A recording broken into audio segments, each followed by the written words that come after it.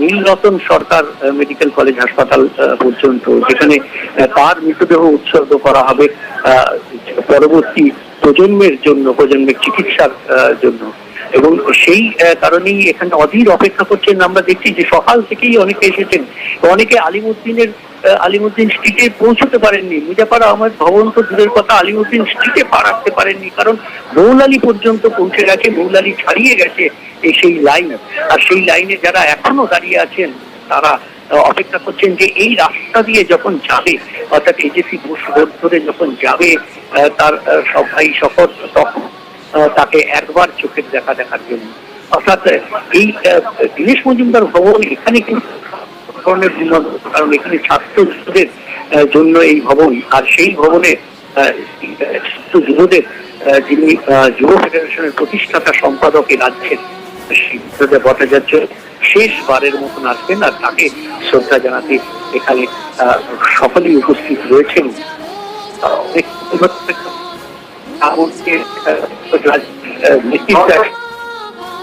একেবারেই এই মুহূর্তে আপনারা দেখছেন দীনেশ মজুমদার ভবন ছুঁয়ে এবার এনআরএস এ চলে যাওয়ার পালা। এনআরএস এ গবেষণার জন্য যারা চিকিৎসক পড়ুয়া তাদের জন্য দেহদান, মহৎ দান, সেই মহৎ কাজটি মৃত্যুর আগেই করে গেছেন, দেহদানের অঙ্গীকার করে গেছিলেন বুদ্ধদেব ভট্টাচার্য। বুদ্ধদেব ভট্টাচার্য চলেছেন দীনেশ মজুমদার ভবনের দিকে। আলিমুদ্দিন থেকে শেষবারের মতো আলিমুদ্দিন থেকে চলে গেলেন প্রাক্তন মুখ্যমন্ত্রী, প্রাক্তন সিপিআইএম নেতা বুদ্ধদেব ভট্টাচার্য। শেষ যাত্রায় তিনি 1944 সালে তার জন্ম উত্তর কলকাতাতেই পড়াশোনা, এবং তারপর রাজনীতিতে হাতেখড়ি 65 সালে 66 সালে সিপিআইএমের সদস্য পদ নেন।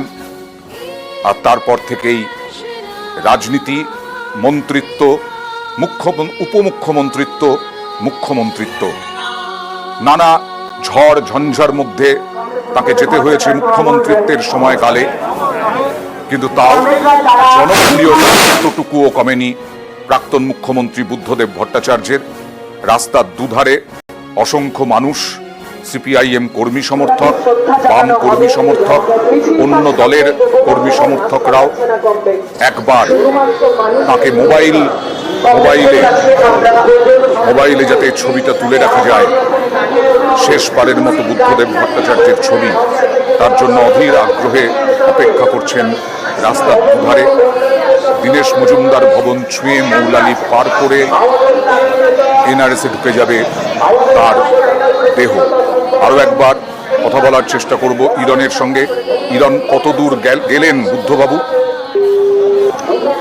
আসলে নেটওয়ার্কের সমস্যা হচ্ছে, আমরা কথা বলার চেষ্টা করব আমাদের প্রতিনিধিদের সঙ্গে। আলিমুদ্দিনে উপস্থিত ছিলেন বিভিন্ন রাজ্যের বাম নেতারা। সকাল থেকে বিরোধী দল, তার দল, সব সদস্যদের ভিড়, কান্নাকাটিও দেখেছি আমরা। আজও কান্নায় ভেঙে পড়েছেন বহু মানুষ। বুদ্ধদেব ভট্টাচার্য অসুস্থ হয়েছেন, হাসপাতালে ভর্তি হয়েছেন, ঘরবন্দি থেকেছেন, কিন্তু প্রায় বলা যায় হঠাৎই তার চলে যাওয়া বাড়িতেই, এটা অনেকেই মেনে নিতে পারছেন না।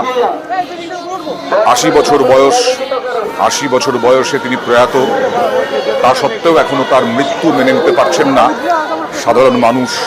আজকে আবেগাপ্লুত সেই কর্মী সমর্থক, যারা তৃণমূল স্তরের কর্মী সমর্থক, যারা সাধারণ মানুষ, তারাও আবেগাপ্লুত। দেখুন, আমার এই জীবনে এত ভালো মানুষ, এইরকম ধরনের নেতা, এইরকম মানব দরদি, আমাদের জেনারেশন, আমাদের পরের জেনারেশনের জন্য ভাবার মানুষ যিনি ছিলেন, আমাদের যিনি স্বপ্ন দেখিয়েছিলেন আমাদের ছেলে মেয়েদের ভবিষ্যৎ যাতে সুরক্ষিত হয়, সেই চিন্তা ভাবনা উনি করেছিলেন। সেই জায়গা থেকে আমরা অনেক অনেক দূরে পিছিয়ে গেলাম। এইটাও আশা করতাম উনি একদিন সুস্থ হবেন, ওনার এইরকম চলে পারছি না।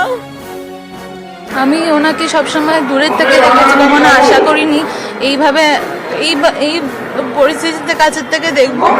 ক্রিকেটের মাঠে দেখেছি অনেক দূরের থেকে, ওনার সবাই দেখেছি, বক্তৃতা দিতে দেখেছি, টেলিভিশনে দেখেছি, কিন্তু এইভাবে এত কাছে এরমভাবে দেখবো কখনো ভাবিনি।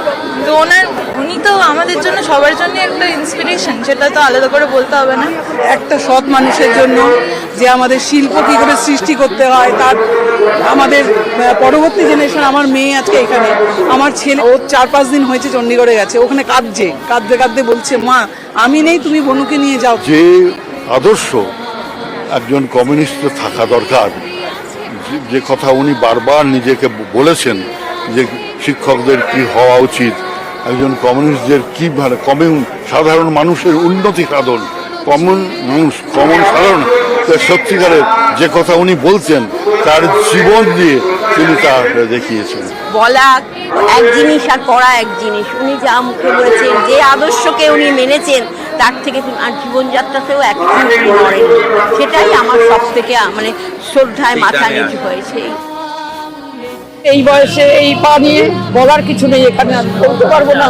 পরিচয়, ওনার শালিকা আমার সঙ্গে চাকরি করতেন, মীরা আমাকে মাঝে মাঝে ফোন করত। শেষ দেখা হয়েছিল ওনার সঙ্গে, ওনার বাড়িতে গিয়েছিলাম, ওই ফোনেই কথা হতো। বুদ্ধদেব ভট্টাচার্যের মানে ডিওয়াইএফআই এর প্রতিষ্ঠাতা সম্পাদককে দীনেশ মজুমদার ভবনে নিয়ে যাওয়ার দায়িত্ব নিয়েছেন যুবরা।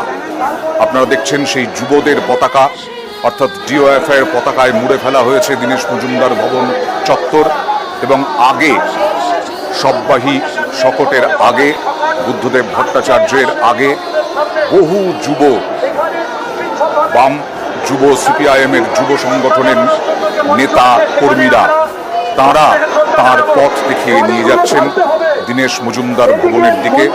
তার মধ্যে রয়েছেন ডিওয়াইএফআই এর বেশ কয়েকজন প্রাক্তন সভাপতি, রয়েছেন প্রাক্তন সম্পাদক। কাকে নিয়ে যাচ্ছেন? ডিওয়াইএফআই এর প্রতিষ্ঠাতা সম্পাদককে নিয়ে যাচ্ছেন। তারই এক সময়ের কর্মস্থল, রাজনৈতিক কর্মস্থল দীনেশ মজুমদার ভবনের দিকে।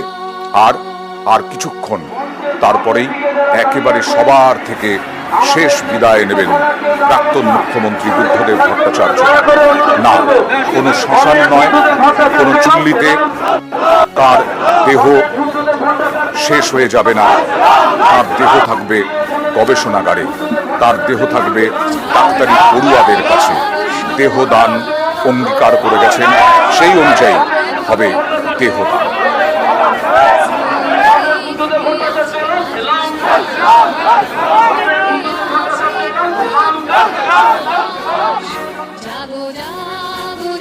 সর্বহার অনশন